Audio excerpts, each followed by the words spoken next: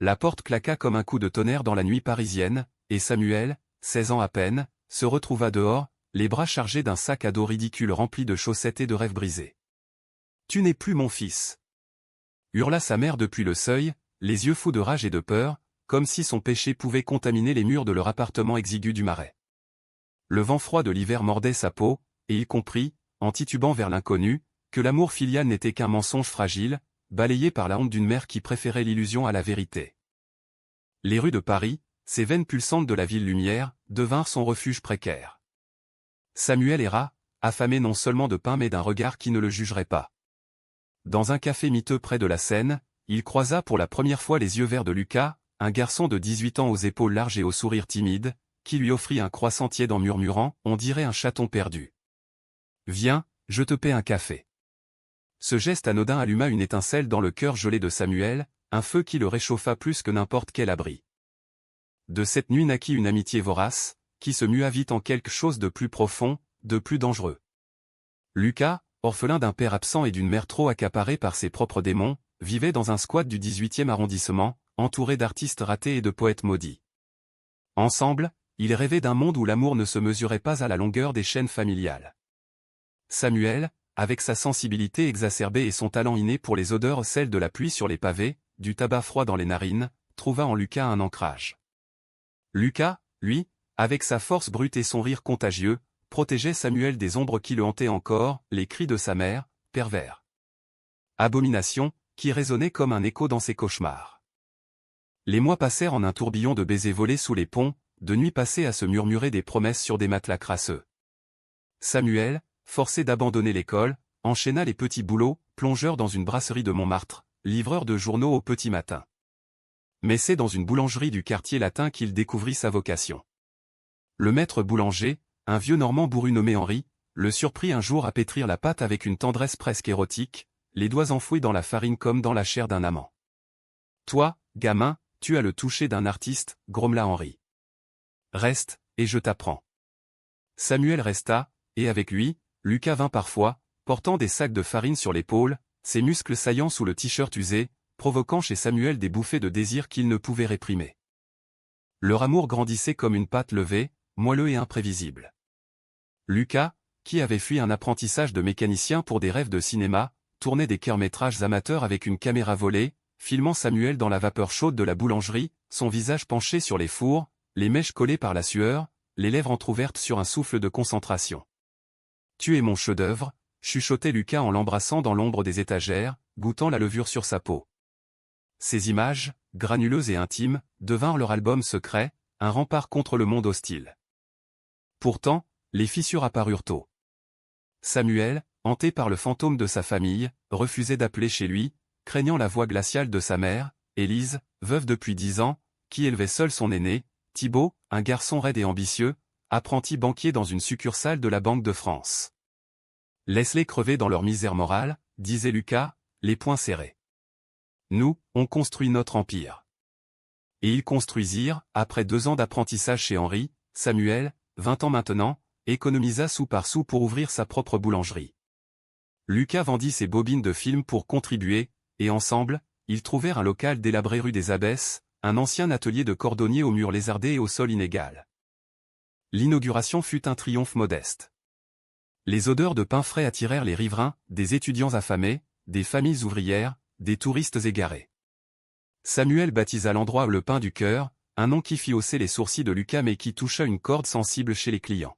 « C'est pas juste du pain », expliquait Samuel en tendant une baguette encore chaude, c'est un bout d'âme. Lucas gérait la caisse, son charme irrésistible convertissant les indifférents en habitués. Leur vie, pour un temps, fut un poème vivant, matin à pétrir côte à côte, nuit à s'aimer avec une urgence qui défiait les étoiles. Mais le destin, ce farceur cruel, frappa à la porte un soir d'automne pluvieux. Un appel anonyme, la voix tremblante de Thibaut, son frère aîné, qu'il n'avait pas entendu depuis 4 ans. « Maman est malade, Samuel. Cancer. Elle n'en a plus pour longtemps. Et on est dans la merde. Le loyer, les factures. Viens, s'il te plaît. » Samuel raccrocha, le cœur en vrac, et se blottit contre Lucas, qui le serra fort sans un mot. « Je ne leur dois rien, » murmura-t-il, mais les mensonges ont un poids, Lucas. Et si je pouvais? Juste une fois. Le conflit s'insinua comme une levure amère. Samuel commença à envoyer de l'argent, discrètement, via des virements anonymes à l'adresse familiale dans le 20e arrondissement. Lucas, d'abord compréhensif, vit rouge quand il découvrit l'ampleur des milliers d'euros soustraits aux réserves de la boulangerie, menaçant leur expansion rêvée. Un deuxième four, une vitrine rénovée. Tu les nourris, et eux, ils t'ont jeté comme un rebut. Explosa Lucas un soir, les veines du cou saillantes. C'est de la trahison envers nous, envers ce qu'on a bâti. Samuel, les larmes aux yeux, balbutia, c'est ma famille, mon sang. Et si la mort efface les péchés? La querelle s'envenima, creusant un fossé. Lucas, blessé dans sa fierté, passa des nuits dehors, buvant avec d'anciens amis du squat, flirtant peut-être avec un acteur aux yeux langoureux lors d'une projection underground. Samuel, rongé par la culpabilité, pétrissait avec fureur, ses pins sortant tordus, amers comme son âme. Un matin, en fouillant les tiroirs pour un chèque oublié, Lucas trouva une lettre. Élise, dans un moment de lucidité chimique, avait écrit à Samuel, non pas pour s'excuser, mais pour mendier, signant d'une main tremblante, pour Thibaut, pour l'avenir. La rage de Lucas explosa en un geste irréparable, il brûla la lettre dans le four éteint, les flammes léchant le papier comme une purification vengeresse. Samuel rentra plus tôt ce jour-là, trouva les cendres, et le monde s'effondra. « Tu as effacé ma chance de guérir », hurla-t-il, les poings sur la poitrine de Lucas. « Tu es pire qu'elle, au moins, elle n'a pas prétendu m'aimer. » Lucas, les yeux rougis, balbutia des excuses, mais le mal était fait. La nuit suivante, il partit, emportant sa caméra et un sac de vêtements, laissant un mot, « Je t'aime trop pour te voir te détruire. » Trouve ta paix, Samuel. Moi, je cherche la mienne. Seul dans la boulangerie vide, Samuel pleura jusqu'à l'aube, le levain dormant comme son cœur. Les clients remarquèrent son absence d'éclat, les pains moins moelleux, mais il tint bon, par orgueil ou par habitude. Les mois suivants furent un tunnel, la boulangerie prospéra malgré tout, grâce à la réputation bâtie, mais Samuel errait comme un fantôme, hanté par l'absence de Lucas et l'ombre grandissante de la mort d'Élise. Thibaut appelait sporadiquement, exigeant plus d'argent, révélant sans le savoir la précarité de leur mère, qui refusait tout traitement par fierté mal placée. Le point de non-retour survint un soir de Noël, sous une neige rare qui enveloppait Paris d'un manteau virginal. Samuel, fermant la boulangerie tard, vit une silhouette familière sous le porche, Thibaut, amaigri, les yeux caves, portant Élise dans un fauteuil roulant brinque-ballant. « Elle voulait te voir », murmura Thibaut, la voix brisée. Avant la fin. Élise, méconnaissable, les joues creusées par la maladie, leva des yeux voilés sur son fils cadet. Samuel. Mon garçon, balbutia-t-elle, et pour la première fois, sa voix n'était pas un reproche, mais un murmure d'absolution inachevé. Il les fit entrer, alluma le four pour chauffer l'air froid, offrit du pain frais et du vin chaud. Thibaut, maladroit, raconta les années perdues, la faillite du père avant sa mort, les dettes accumulées, sa propre démission forcée pour s'occuper d'Élise. « J'ai été un lâche », admit-il enfin. « J'ai laissé maman te chasser parce que j'avais peur pour moi. Pour mon job, ma vie est normale au point. » Samuel écouta, le cœur serré, voyant dans son frère un miroir déformé de sa propre peur passée. Élise, dans un souffle rauque, tendit une main tremblante. « J'ai péché contre toi, mon fils. La Bible, l'Église. Ils m'ont empoisonné. Mais dans les nuits solitaires, je priais pour ton pardon. Pas pour moi, pour toi. » Les mots, si longtemps attendus, libérèrent un torrent en Samuel. Il s'agenouilla, prit sa main, et pleura avec elle, un sanglot partagé qui lava des années de silence. « Maman, je t'ai pardonné il y a longtemps. Mais j'ai eu besoin de te le dire en face. » Cette nuit-là, dans la chaleur odorante de la boulangerie, ils parlèrent jusqu'au bout. Élise raconta ses propres secrets enfouis, une jeunesse amoureuse contrariée, un cousin gay lynché dans les années 70, une peur viscérale transmise comme un héritage maudit. Thibaut confessa sa jalousie envers le courage de Samuel, son admiration secrète pour cette vie libre qu'il n'osait pas embrasser. Au lever du jour, Élise s'éteignit paisiblement sur le canapé improvisé, un sourire aux lèvres, une miette de croissant sur la joue. Les funérailles furent simples, sous un ciel gris de janvier. Samuel, soutenu par Thibaut désormais allié, enterra sa mère au Père-Lachaise, parmi les tombes de poètes maudits. La boulangerie devint le pilier de la famille recomposée, Thibaut y travailla comme comptable, canalisant son ambition en expansion modeste, une livraison à domicile, des pains spéciaux pour les mariages LGBTQ+ de la ville. Samuel, libéré du poids, chercha Lucas. Les recherches furent vaines d'abord, un numéro changé, un appartement vide. Mais un soir, en triant des bobines oubliées dans l'arrière-boutique, il trouva une cassette étiquetée pour Samuel, « Quand tu seras prêt ». Le film, projeté sur un drap tendu, était une déclaration d'amour brut. Lucas, filmé en plan saccadé à travers l'Europe, Berlin, Rome, Lisbonne, confiait sa douleur, son errance, son refus de s'aimer sans Samuel. « Je t'ai trahi par peur de te perdre », disait-il, la voix chevrotante. Mais l'amour vrai, c'est pétrir ensemble, même les pains ratés. La dernière scène, Lucas, assis sur un banc près de la scène, la caméra tremblante. « Reviens-moi, Samuel. Ou viens me chercher. » Samuel ne hésita pas. Il ferma la boulangerie pour une semaine, prit un train pour Lisbonne, guidé par un indice glané dans le film, un café aux azulejos bleus. Il le trouva là, amaigri mais rayonnant, servant des pastéis de nata à des touristes. Leur réunion fut un ouragan silencieux, regard, puis étreinte, puis un baiser salé de larmes sous le soleil ibérique. « J'ai nourri ma famille », murmura Samuel contre sa bouche. « Mais toi, tu es mon pain quotidien. » De retour à Paris, ils rouvrirent ensemble, Lucas reprenant la caméra pour documenter la boulangerie comme un film indépendant qui remporta un prix au festival de Clermont-Ferrand. Thibaut, en couple avec un collègue rencontré via une app, devint oncle d'honneur pour les amis queer du quartier. La vie, avec ses cicatrices, se fit ronde comme un pain au lait, imparfaite, mais nourrissante. Et dans les matins brumeux, quand Samuel pétrissait, Lucas l'enlaçait par derrière, murmurant « Notre histoire, c'est la meilleure levée ». Paris, indifférente et complice, continuait de bourdonner dehors, témoin muet d'un amour qui avait survécu aux tempêtes. Les jours suivant la mort d'Élise furent un brouillard pour Samuel, un mélange de deuil et de renaissance qui imprégnait même l'air de la boulangerie. Les clients, sentant le poids de sa peine, commandaient plus, offraient des mots maladroits, « Votre pain a un goût de mémoire aujourd'hui », disait une vieille dame aux lunettes épaisses, en mordant dans une fougasse aux olives. Il guérit les cœurs fêlés. Samuel hochait la tête, mécaniquement, mais intérieurement, il bouillonnait. La lettre brûlée par Lucas hantait encore ses nuits, un fantôme de cendre qui symbolisait non seulement la trahison, mais la fragilité de leur lien. Thibaut, transformé par la proximité de la mort, s'installa temporairement dans l'appartement au-dessus de la boulangerie, un 2 pièces exigu que Samuel avait aménagé avec Lucas des années plus tôt, imprégné de leur rire et de l'odeur persistante de levain. « Je vais t'aider », promit Thibaut, les manches retroussées sur ses avant-bras pâles, habitué aux dossiers administratifs plutôt qu'à la farine. Comptabilité, fournisseur. Laisse-moi racheter mon silence passé. Samuel accepta, méfiant au début, mais la maladresse touchante de son frère, ses tentatives ratées de saupoudrer du sucre glace sans en mettre partout, fit fondre la glace. Pourtant, le vide laissé par Lucas était un cratère. Samuel fouillait les recoins de la boulangerie comme un archéologue désespéré, un ticket de métro froissé dans une poche de tablier, une boucle de cheveux blonds coincée dans un rouleau à pâtisserie. Il revivait leur matin, Lucas, torse nu, étalant la pâte avec une précision presque militaire, tandis que Samuel, derrière le comptoir, volait des baisers entre deux clients. « Tu sens le sucre et le péché », taquinait Lucas, ses dents effleurant l'oreille de Samuel.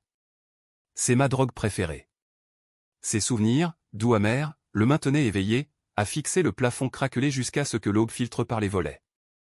Un après-midi, alors qu'il rangeait l'arrière-boutique, Samuel tomba sur la boîte à chaussures contenant les reliques de leur jeunesse, des polaroids jaunis, des billets de cinéma froissés, et cette caméra antique que Lucas avait chinée aux puces de Saint-Ouen. Intrigué, il brancha une batterie de fortune et appuya sur play.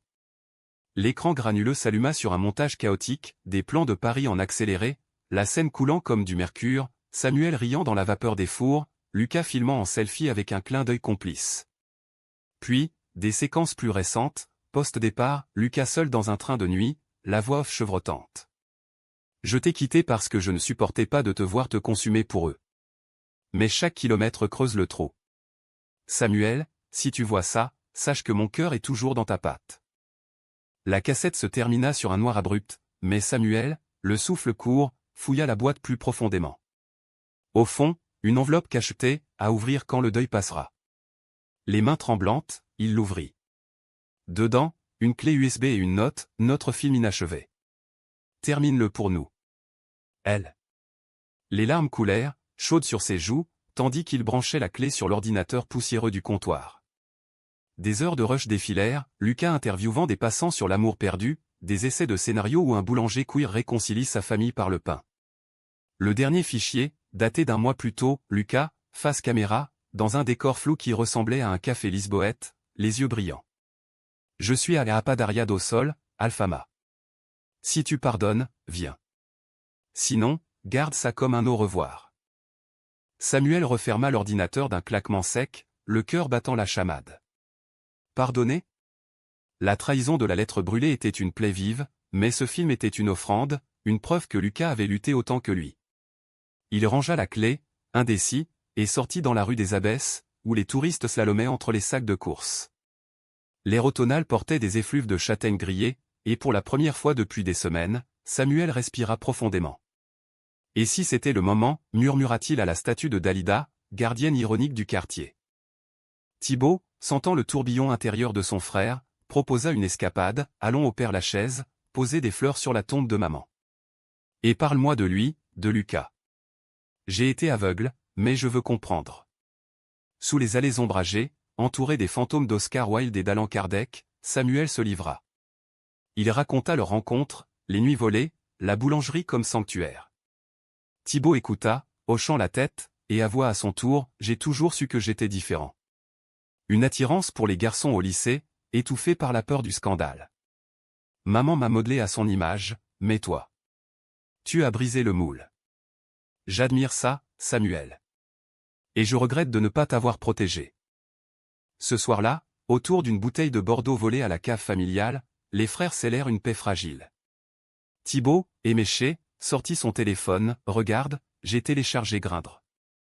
Pas pour draguer, hein, juste. Pour voir. Samuel rit, un son rauque et libérateur, et ils sweepèrent ensemble, moqueurs, jusqu'à ce que Thibaut matche avec un barista aux yeux rieurs. Ton tour, maintenant, dit-il en poussant l'écran vers Samuel. Où va le chercher, ton Lucas? La vie est trop courte pour les pains rassis.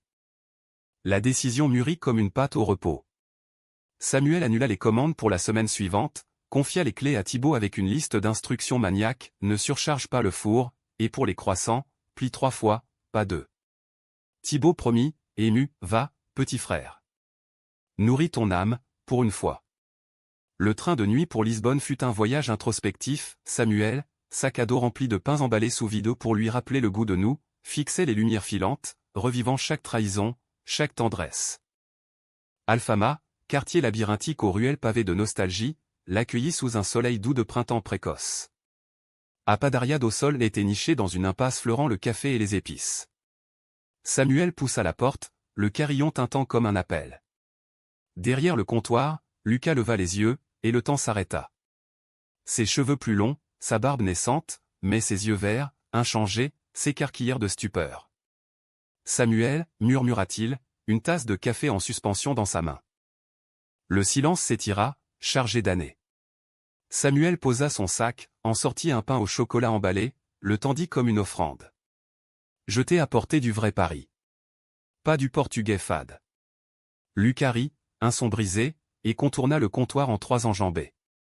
Leur étreinte fut un raz-de-marée, corps pressé, cœur cognant, lèvres se trouvant dans un baiser affamé qui goûtait le sel des larmes et le sucre des regrets.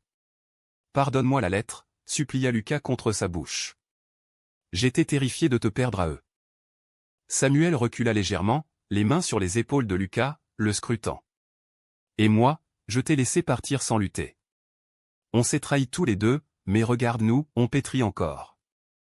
Ils parlèrent des heures durant, assis sur des caisses de farine, le café refroidissant oublié. Lucas raconta son exil, les jobs précaires, les nuits à douter, le film comme thérapie. Samuel, sa voix, confia le deuil d'Élise, la rédemption de Thibaut, la boulangerie comme phare. Elle est morte en paix, grâce à toi indirectement. Ton départ m'a forcé à affronter. La nuit tomba sur Lisbonne, et ils marchèrent main dans la main vers le Tage, les vagues clapant un rythme apaisant. Reviens avec moi, demanda Samuel, ou installe-toi ici et je viens. Mais ensemble. Lucas hésita, puis sourit, Paris m'attend. Et notre pain. Le retour fut une lune de miel tardive, train diurne, arrêt pour des baisers volés à Porto, rire partagé sur des bancs de gare. À Paris, Thibaut les accueillit avec un dîner improvisé au pain de Samuel et pâtes al dente, et pour la première fois, la famille s'agrandit sans fracture. Lucas reprit la caméra, filmant la réouverture triomphale, clients acclamant le duo, Thibaut servant avec un sourire nouveau. Mais la vie, fidèle à sa malice, réservait encore des surprises. Quelques semaines plus tard, un producteur contacta Lucas pour son court-métrage Pain et âme, adapté en long pour un festival à Cannes. Samuel, fier, l'accompagna, et sur la croisette, sous les flashs, ils s'embrassèrent sans crainte, symbole d'une France qui, lentement, embrassait ses ombres. L'été 2026 enveloppa Paris d'une chaleur languide, transformant la rue des Abbesses en un four géant où les passants slalomaient comme des ombres chinoises. La boulangerie Le Pain du Cœur bourdonnait d'activité, les terrasses voisines débordaient de touristes en quête d'authenticité, et Samuel, tablier noué bas sur les hanches, orchestrait le chaos avec une grâce féline. Lucas, revenu depuis un mois, avait repris son rôle de bras droit littéralement, ses bras musclés par les sacs de farine portant maintenant aussi l'ambition d'un cinéaste en herbe. Leur réconciliation, fraîche comme une brioche sortie du four, imprégnait l'air d'une douceur palpable, mais sous la surface, des bulles de doute persistaient, prêtes à éclater. Thibaut, installé pour de bon dans l'appartement du dessus, avait apporté une rigueur bienvenue à la gestion. Ses tableaux Excel traçaient des courbes ascendantes, vente en hausse de 30%, grâce à une gamme bio lancée sur conseil d'un client militant. « Tu es un génie des chiffres », admit Samuel un soir, en découpant une tarte aux pommes pour le dîner familial improvisé. « Sans toi, on coulerait encore dans le rouge. » Thibaut rougit, mal à l'aise sous le compliment, et murmura « C'est le moins que je puisse faire. » Et pour Lucas. « Il te rend heureux, ça se voit. » Comme un pain parfaitement levé. Lucas, attablé avec son ordinateur, montait les rushs du nouveau film, une docu-fiction sur des familles queer parisiennes, financée par une bourse du Centre Pompidou. « Regardez ça », lança-t-il, projetant un extrait sur le mur blanc. Une maman qui a viré son fils, comme Élise, mais qui revient des années après, en larmes, à une Pride. L'écran montra une étreinte réelle, crue dans son émotion, et Samuel sentit un pincement au cœur. « C'est beau, dit-il doucement. Mais dur. Ça remue. » La conversation dérapa naturellement vers les fantômes. Thibaut, un verre de rosé à la main, confessa plus en profondeur, « Après ton départ, maman s'est refermée comme une huître. Elle priait des heures, allumant des cierges pour ton salut. Moi, je bossais comme un damné pour payer les factures, en me convainquant que c'était normal, que l'amour familial tolérait les silences. » Lucas, les yeux plissés, intervint, « Le silence, c'est la trahison passive. J'ai fait pire avec la lettre, un acte, brutal, mais honnête dans sa peur. » Samuel posa sa fourchette, le regard intense. « On avance, maintenant. Mais promettez-moi, plus de secrets. » On pétrit à ciel ouvert. Pourtant, les secrets avaient la peau dure. Quelques jours plus tard, un appel anonyme fit trembler Samuel, un journaliste du Monde, flairant l'histoire croustillante d'une réconciliation familiale via une boulangerie gay. « Votre parcours inspire, monsieur. Expulsé à 16 ans, millionnaire en pain à 30 ? Et cette histoire d'héritage ?» Samuel raccrocha, paniqué, et en parla à Lucas le soir même, dans leur lit défait. « Ça va nous exposer, Lucas. Les ragots, les regards. Et si ça rouvre les plaies ?» Lucas, caressant son dos nu, répondit, « La lumière guérit plus que l'ombre. Faisons un chapitre, pas une fin. » L'article parut une semaine plus tard, titré du rebut au pain quotidien, l'odyssée queer d'un boulanger parisien. Les détails étaient ciselés avec empathie, l'expulsion, la rencontre avec Lucas, la mort rédemptrice d'Élise, mais un paragraphe sur Thibaut, l'héritier repentant, déclencha l'orage. Thibaut explosa au comptoir, « Tu m'as cité comme un personnage de roman. J'ai un job à la banque qui commence lundi, et maintenant, mes collègues vont savoir. Pour moi. » Samuel, atterré, balbutia, « Je n'ai rien dit sur ton orientation. C'était pour souligner la famille unie. » Mais Thibaut, les yeux flamboyants, lança, « Unie ? Tu as vendu notre douleur pour de la pub gratuite. » Le clash culmina en une dispute fratricide dans l'arrière-boutique, sous le regard impuissant de Lucas. Thibaut accusa Samuel de narcissisme, de transformer leur tragédie en conte feel-good pour booster les ventes. « Tu nourris le monde avec tes pains, mais nous, tu nous digères comme de la mie. » Samuel, blessé, riposta, « Et toi, tu m'as laissé crever dehors. Ce pardon que tu réclames, il a un prix. Thibaut claqua la porte, emportant son ordinateur, et disparut pour 2 jours. Lucas, médiateur forcé, tenta de recoller les pots cassés. Ils sont frères, murmura-t-il à Samuel cette nuit-là, enlacé dans le noir. Le sang bouillonne, mais il lit. Samuel, la voix étouffée contre l'épaule de Lucas, confia, j'ai peur de tout perdre encore. Toi, lui, cette vie qu'on a bâtie sur des ruines. Lucas l'embrassa tendrement, ses lèvres traçant un chemin sur la clavicule. Alors, on renforce les fondations. Demain, on le cherche. Ils le trouvèrent dans un café du Marais, Thibaut affalé sur une table, les yeux rougis par les larmes ou la bière. La réconciliation fut laborieuse, excuses balbutiées, promesses de thérapie familiale, un pacte de non-divulgation pour les détails intimes. Je flippe pour mon coming out, admit Thibaut enfin, la voix basse. Mais voir ton courage, Samuel. Ça m'inspire. Laisse-moi rester, mais à mes conditions. Samuel, ému, l'étreignit, toujours, grand frère. On cuit ensemble, brûlure comprise. Cet épisode catalysa un virage. Inspiré par l'article, des associations LGBTQ+ contactèrent la boulangerie pour des partenariats, ateliers de pain-thérapie pour jeunes expulsés, dont à des refuges. Lucas intégra ces histoires dans son film, transformant pain et âme en un plaidoyer vibrant. Samuel, revigoré, lança une ligne spéciale, pain arc-en-ciel, coloré naturellement avec betterave et curcuma, dont les procès allaient à des causes queer. Mais le vrai test vint avec le Festival de Cannes. Lucas, nerveux comme un chat de gouttière, ajustait sa cravate devant le miroir. Et si c'est un flop? Si on nous voit comme un cliché le couple gay et sa boulangerie feel good? Samuel, en chemise blanche impeccable, le fit pivoter et l'embrassa avec ferveur. Alors on rentre, on pétrit plus fort. Mais je parie sur nous. Thibaut, baby-sité des fours, les escorta à la gare avec un panier de viennoiseries, ramené un prix, ou au moins du soleil. Cannes fut un tourbillon, tapis rouge éblouissant, cocktails effervescents, regards curieux sur leur duo. Le film, projeté en séance de minuit, arracha des larmes au jury, une palme du jury pour Lucas, acclamé comme la voix tendre de la résilience française. Dans la cohue des félicitations, Samuel murmura à l'oreille de Lucas, ton chef-d'œuvre. Comme nous. Leur baiser, capturé par un paparazzi, fit la une de Têtu, Amour et le vin, le triomphe queer. De retour à Paris, la boulangerie devint un lieu de pèlerinage.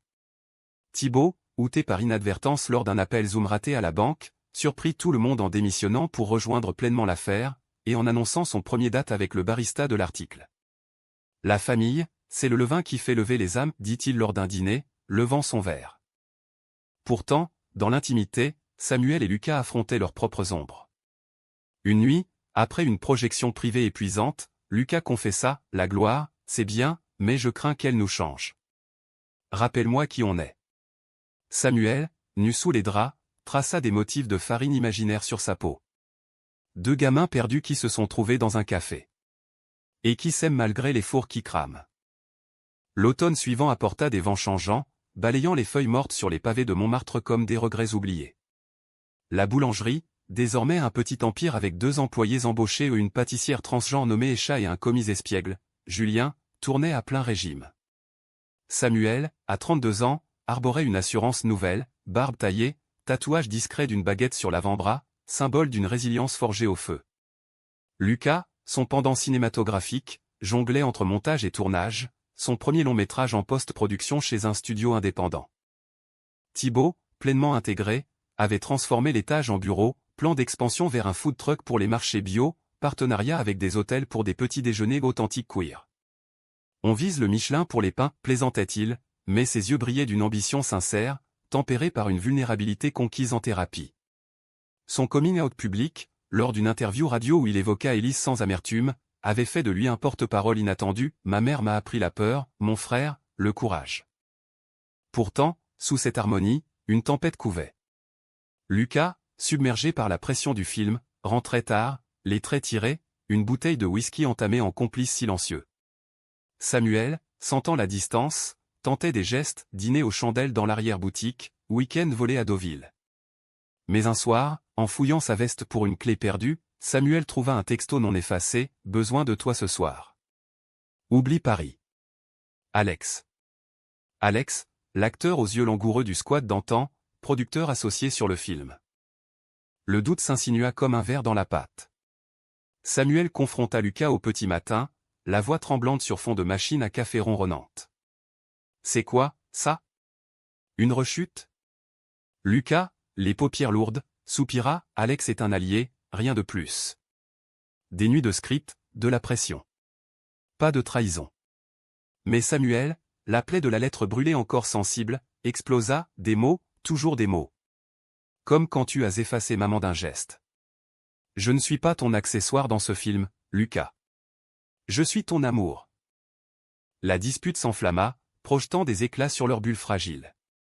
Lucas, acculé, avoua des faiblesses, l'alcool pour noyer l'angoisse du succès, des flirts platoniques pour se sentir désiré sans engagement.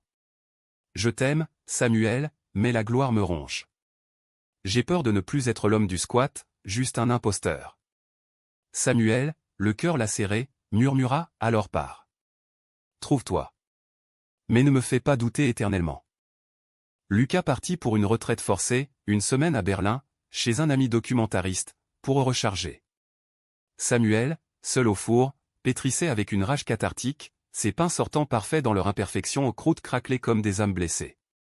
Escha, sentant le malaise, offrit une oreille, l'amour, c'est comme la levure, ça fermente, ça explose parfois. Mais ça redonne vie. Thibaut, plus direct, traqua son frère en appel, ne le laisse pas s'échapper. Élise a payé cher pour ses silences, toi, parle. Les jours s'étirèrent en une éternité. Samuel, pour exorciser, écrivit une lettre non pas pour brûler, mais pour envoyer, tu es mon levain, Lucas. Sans toi, je suis juste de la farine inerte. Reviens, et on refait notre pâte. Postée à Berlin, elle atterrit comme un talisman. Lucas rappela le lendemain, voix brisée par les sanglots, je suis clean, et clair. Alex était un miroir de mes doutes, pas un amant. Je rentre. Pour de bon. Leur réunion, sous la pluie battante de la gare de l'Est, fut un poème mouillé, étreinte glissante, baisers affamés, mots chuchotés entre les gouttes. Plus de fuite, promit Lucas, les doigts entrelacés. On tourne la scène suivante ensemble. De retour à la boulangerie, ils annoncèrent une pause, un voyage en Provence, chez un boulanger légendaire pour un stage intensif. Thibaut géra l'affaire, ravi, profité. Et ramener des recettes olives et romarin, peut-être? La Provence fut une renaissance sensorielle, champs de lavande ondulants, fours ancestraux crépitants, nuit sous les étoiles où Lucas filmait Samuel nu contre un olivier, capturant l'amour dans sa crudité poétique. C'est notre chapitre charnel, rit Samuel, farine saupoudrée sur les cuisses. Ils revinrent changés, Lucas sobre, focalisé, Samuel, plus confiant dans leur vulnérabilité partagée. Le film sortit enfin, âme levée, un triomphe critique salué pour sa tendresse brute. Lors de la première au Grand Rex, entourés de Thibaut, Escha et Julien, Samuel et Lucas montèrent sur scène main dans la main.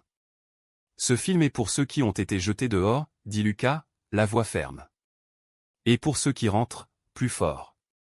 Les applaudissements fusèrent, et dans la foule, Samuel vit des visages comme le sien, jeunes, brisés, en quête de pain et d'amour. Mais la vie réservait un twist final. Un matin, en ouvrant le courrier, Samuel trouva une lettre de notaire, l'héritage d'Élise, un petit appartement dans le Marais, légué à parts égales à ses fils. Dedans, une note manuscrite, pour que vous vous rappeliez, le foyer se reconstruit, miette par miette. Émus, ils décidèrent d'y installer un centre communautaire, atelier de boulangerie pour exilés queer, projection gratuite de Lucas. Thibaut, en couple stable maintenant, proposa, et si on en faisait notre QG familial? Samuel sourit, serrant la main de Lucas, oui. Nourrissons le monde, ensemble. L'hiver 2027 s'abattit sur Paris avec une douceur inhabituelle, la neige saupoudrant les toits comme du sucre glace sur une brioche.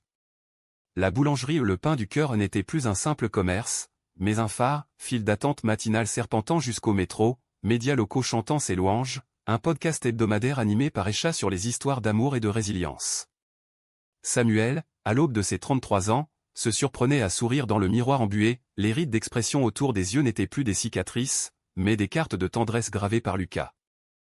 Leur amour, rodé par les tempêtes, avait acquis une profondeur granitique.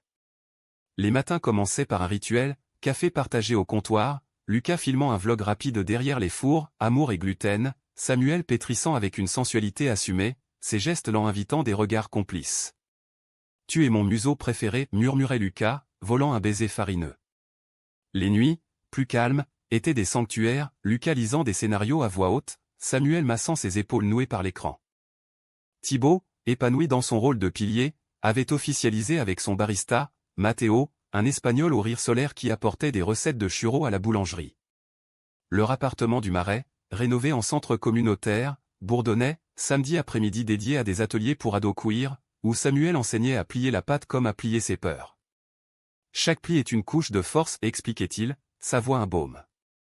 Un soir, lors d'une session, un garçon de 15 ans, expulsé récemment par ses parents catholiques, pleura dans ses bras. Comment on pardonne?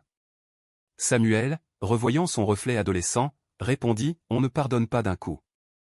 On le fait miette par miette, comme du pain rassis qu'on émiette pour un nouveau levain. Lucas, inspiré, intégra ses témoignages dans une suite, Miettes de cœur, une série web diffusée sur Arte. Le succès propulsa leur histoire nationale, invitation à des talks TEDx, une expo photo des peints arc-en-ciel au musée d'Orsay. Mais la célébrité, ce double tranchant, testa encore leur noyau. Lors d'un gala à l'opéra, un producteur hollywoodien à un américain bedonnant aux dents trop blanches aux cornes à Lucas, ton duo est marquetable. Viens à Ella, fais un blockbuster queer. Laisse le boulanger en arrière-plan. Lucas déclina poliment, mais le poison s'infiltra, doute sur l'équilibre, sur le fait de traîner Samuel dans son sillage. La crise éclata lors d'un dîner familial au Marais. Matteo, taquin, lança, Hollywood ou pas, vous êtes le couple iconique de Paris. Lucas, un verre trop plein, riposta, iconique? On est juste deux mecs qui s'aiment, pas un soap opéra. Samuel, sentant la faille, posa sa main sur la sienne sous la table. Plus tard, seul dans leur lit, il confronta, c'est ça qui te ronge? L'idée que je te freine? Lucas, les yeux humides, à voix, non, que je te change. Toi, ton pain, c'est pur. Moi, mes films. Ils deviennent commerce. La nuit fut une veille d'armes, confession nue, corps entrelacés pour ancrer les mots. On est déjà changé, murmura Samuel, traçant des cercles sur le torse de Lucas. Par l'amour, par le temps. Et c'est beau. Au matin, ils décidèrent d'un pacte, un sabbatique annuel, loin des caméras, juste eux et un four anonyme quelque part en Bretagne. Thibaut, informé, approuva, profitez. Et revenez avec des galettes Matteo en raffole. Le sabbatique fut une bulle hors temps, cabane face à la mer, vague comme rythme de cœur, pain cuit sur un feu de bois. Lucas posa la caméra pour de bon, pêchant avec Samuel, riant des crustacés maladroits. Ici, on est invisible, dit-il un soir, étoilé. Juste nous. Samuel, dans ses bras, répondit, et c'est tout ce qu'il faut.